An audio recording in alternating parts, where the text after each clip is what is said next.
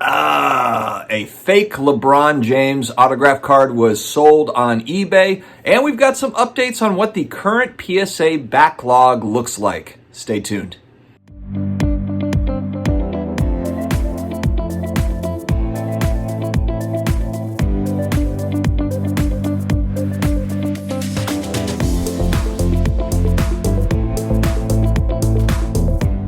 Hello to all my sports card collectors, investors, all of my collectibles friends. I got a fresh haircut yesterday, a little shorter than I anticipated, but you know what? It'll grow back, and honestly, I just don't like going to get haircuts every 2 weeks. So I'm more along the lines of let's go short. We have a couple of news items today that I thought would be interesting for viewership. But before I get started, please hit that subscribe button. A like would really help kind of get the video spidered out to the masses. We would very much appreciate it. We are headed to the Culture Collision show in about 5 days. We are very excited to hopefully see you there.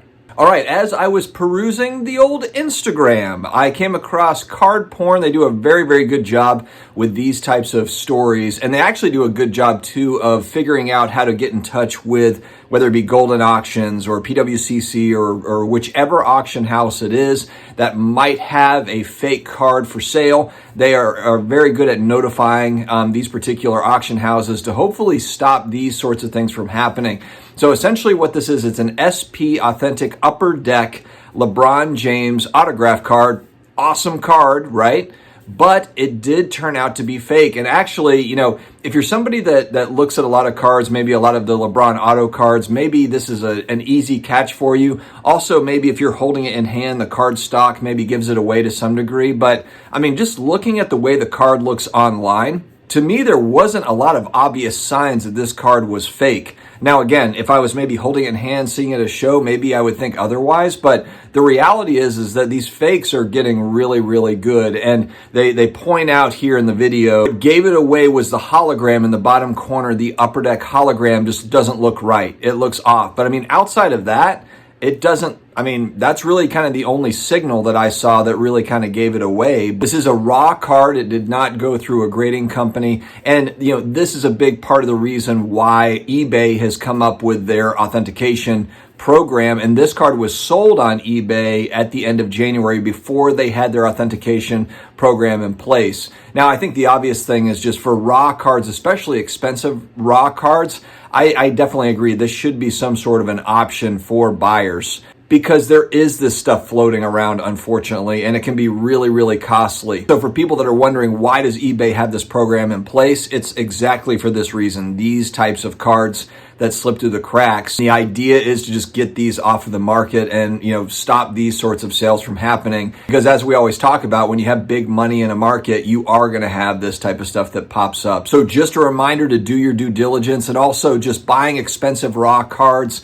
It's really, really risky in person, let alone online, where you really can't get a good look at it. And then, of course, if it hasn't been authenticated by a third-party grader, and look, there's still, you know, instances where it's been authenticated, and the grading companies make mistakes. Everyone's going to make mistakes, and especially if the fakes are getting really, really good, this sort of thing is going to happen. But it's good to bring this to the public's attention so that they are aware of it, so that they can just be careful. All right, and PSA has a new podcast, which is pretty cool, and they are giving updates on the backlog. I was actually watching Carlos, because I'm Carlos' YouTube channel. He does a live stream. I believe it was on Friday night's live stream that he had mentioned it. But basically just that he had been watching this and noticed that they are giving backlog information, updates. And that's coming straight from the horse's mouth. So it doesn't, you know, we always do kind of the speculation bit. Everyone's like, oh, they've got 50 million cards. No, they've got 1 million cards. And no one can figure it out. Well, now we have an idea. These guys are providing the data, which is awesome. And basically what they said is they've still got about 5.7 million cards in the backlog. I'll be honest, I was a little bit shocked at that number.